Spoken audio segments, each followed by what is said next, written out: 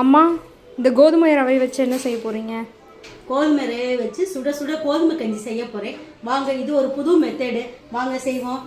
ஒரு கப்பு ரவை, 1/4 கப்பு பாசிப்பருப்பு, 1 ஸ்பூன் வெந்தயம், இங்கே பாருங்களேன், ஒரு அரை கேரட், கொஞ்சோன்னு இந்த கையளவுக்கு பீன்ஸு, இந்த வெள்ளைப்பூடு, வெங்காயம்,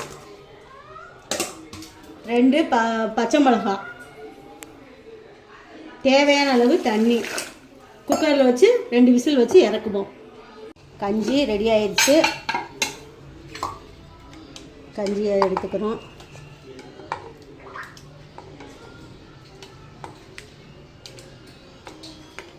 அதற்கு தயிர் ஊற்றிக்கிறோம்.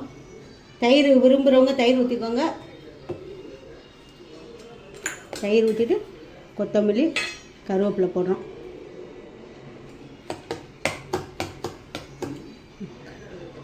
கோதுமை கஞ்சி ரெடி ஆயிடுச்சு. இந்த கோதுமை கஞ்சியில் பருப்பு சேர்த்துருக்கோம். பருப்பு, காய்கறி, வெங்காயம் எல்லாம் சேர்த்துருக்கோம். இந்த கோதுமை கஞ்சி உடம்புக்கு அவ்வளோ ஆரோக்கியமானது.